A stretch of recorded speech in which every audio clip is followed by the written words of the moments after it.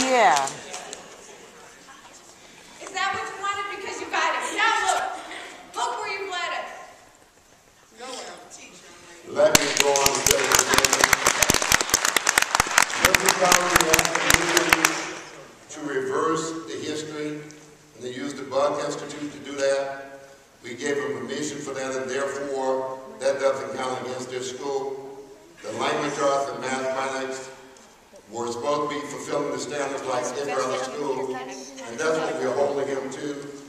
But you made a statement that I wanted to get clarification on, and that was that I know the history of this school.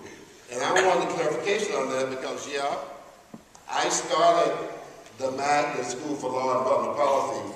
So, yeah, I know the history of this school. I also know while we started this school, and we wanted it to be rigorous, we wanted it to be challenging, and we wanted it to be the type of school that in some cities, parents would pay money to go to. That's what we want this school to be.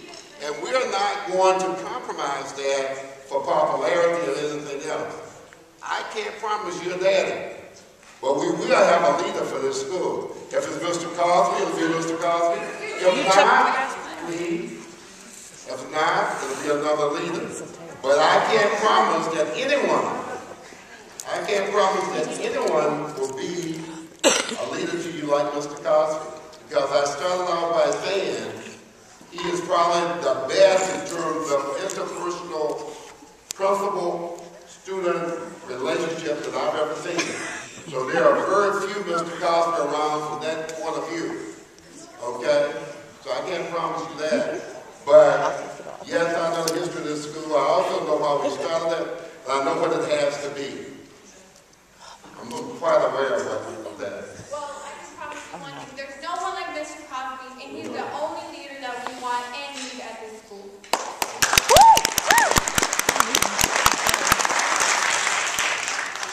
Yes, my name is Brother Simeon. I have two daughters that attend this school here.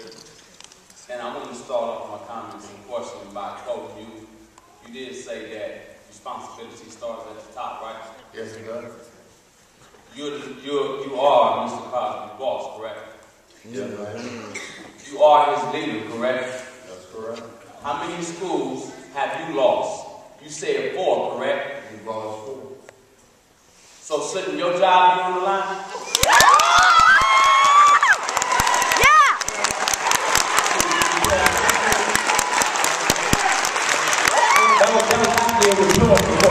That was a rhetorical question. No, that was a rhetorical question. No, don't ask me rhetorical. I have to be done. No, it was rhetorical. It was a question that doesn't want to respond. It doesn't want to respond. Yes, it does. I do have a real question for you. No, you don't. I do have a real question. No, you don't. I need to answer the That was question. good. Okay, now It's my job on the line. We have, my job is always on the line. Right now, we have reduced our dropout rate in the system in half. We have raised our graduation rate before they announced it was going to be almost 6 to 8%. We have, board or short range? please. Pardon me, are you speaking across the board or just short range? I'm talking about the district now because Okay. I belong to the whole district. Yes. In terms of short ridge, I started this school. And we started the partnership with Butler. I started that. And the Brown program. And the other program we started, they were programs. We have 9 schools now. We put the rules in place because we felt that parents and students who wanted a challenging situation should have it. That's what we did. Now, in the way, what I've done, I got a bonus tied. I'm just going to finish. I got a bonus tied to my contract. I turned down my bonus this year because I met all the requirements for it. Yeah, right. Because we've had that kind of improvement. So when you look at my job, my responsibility, I think I validated my leadership in that particular way. Am I happy? Losing 4 schools is like losing 4 kids. That is traumatic.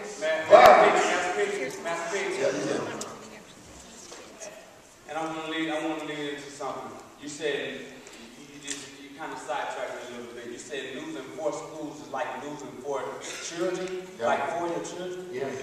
I said I have two girls that attend here. Right. Okay? Regardless of what they go through, I, just like Mr. Cosby, will put my life on the line to make sure they don't fall. I'm not using none of my daughters for nothing that's out here. None of my children. Nothing that's out here, all right? So that's in terms of leadership and manhood, okay? Now, I myself, Brother Shimeon, see, I'm a founder of the program, Project Decide. I go into the juvenile centers and deal with young men that you say your school system is designed. I'm in cooperation with Dean Morris, one of your baby schools that you had just lost. I was over there with the young men, seeing how they are falling to the cracks for the lack of your leadership in the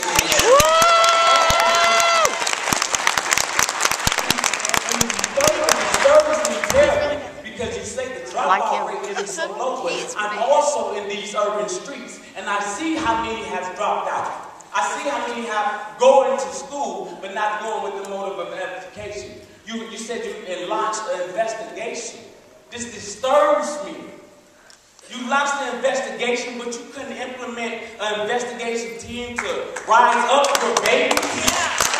Your babies. You couldn't come up with academics. You said academics. You said because of Mr. Crosby's academics performance here. That is not a factor. You say he's the best on the lines of interpersonal relationship with the students. The building is nothing without the students.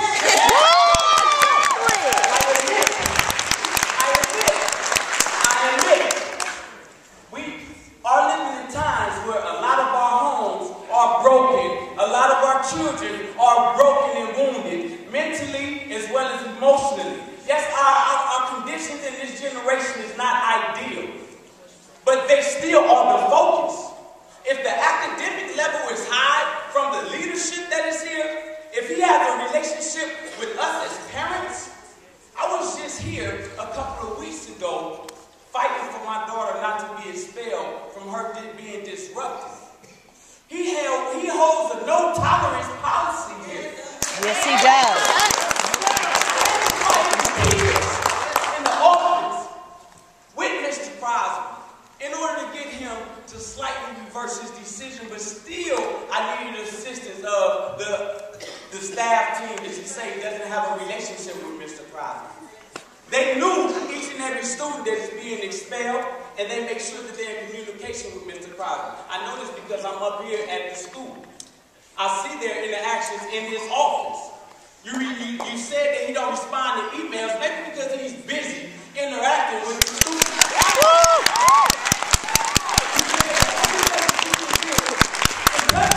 It's face to face. How about that's called being on the job? He's good. But you, in the midst of all my interactions and all of your babies, fighting for our babies throughout the outreach programs that I do, this is my first time seeing you. Woo! How come you're not visiting the schools more often? How come you're not taking me on your administrative staff? I'm just going to say this.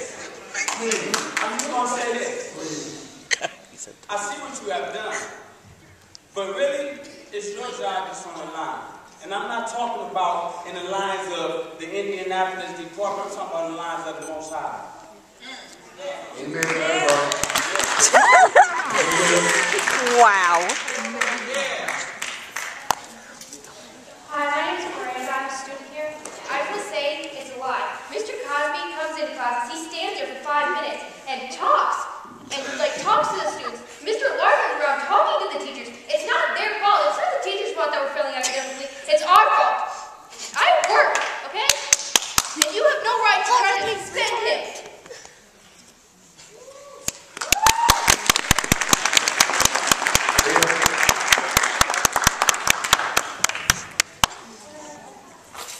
How can you say that our principal has not followed up to your guidelines when we had over 300 students during the addition and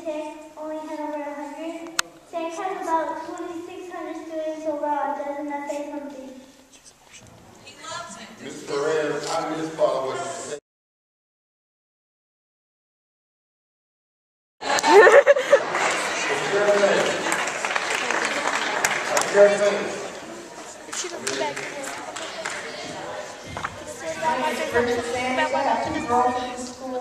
One of them came here from Broadway, and her grades have skyrocketed since she's been here. Now, I'd like to reiterate what Latino was speaking about, and also the brother. A relationship is what builds a school. You said that it's interpersonal relationships.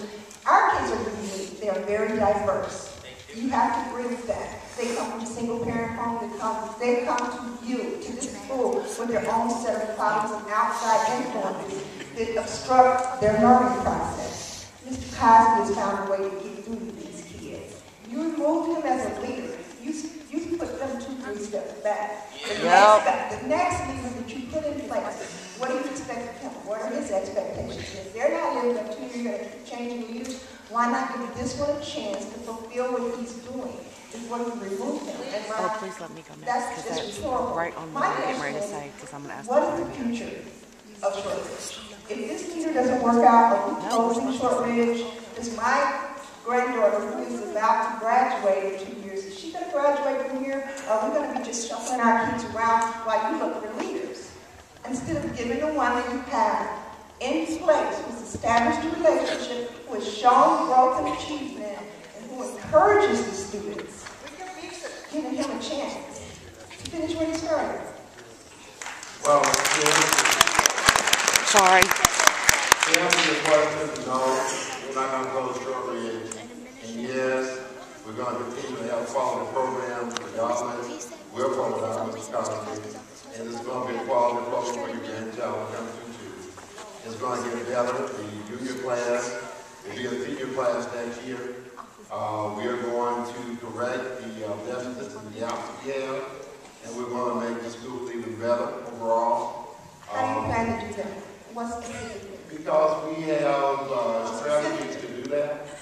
What specifically do you have in place to improve Shortridge without Mr. Cosby? Well, part of it is the other 3/4 areas that deal with leadership, dealing with instructional leadership, working with teachers to fill gaps that students have, following up and making sure they improve instruction, making sure students are taken care of, and that students are where they should be, that we don't have grade inflation, that people are getting what they've earned, that we bring in AP courses here next year, because not all the kids who we go into Butler, we need the advanced placement program here too, and to continue to work with Butler to strengthen that particular partnership, to keep on expanding educational choice and options for the school, maybe to add 1 or 2 other special programs to the career program.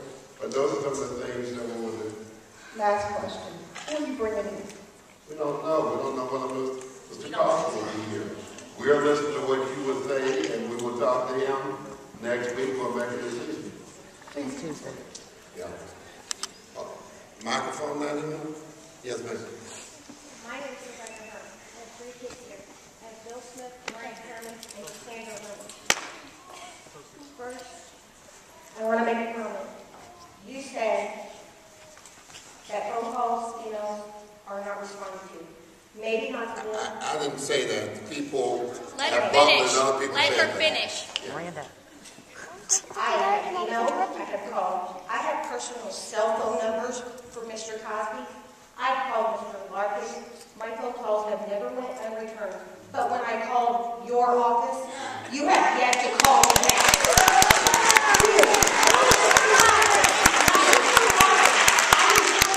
My kids are important. Your office has not returned my phone calls to answer my questions. So why are they held to a higher standard than you are? Probably because your calls were directed to Dr. Greenwood, and Dr. Greenwood's responsible for the supervision of Mr. Cosby. I called and I asked to talk to Dr. White. I left my cell phone number. I left my email address. I called 3 times. I don't have a return phone call from you. If it pertains to operations of the high school, they probably asked you, what did you need? And they directed that to Dr. Greenwood because that's her job. Actually, it was before this started. It was pertaining to my children. My son who needed help, we were trying to figure out a better way to help him as far as, because he was held back a year. We wanted him to go to night school. I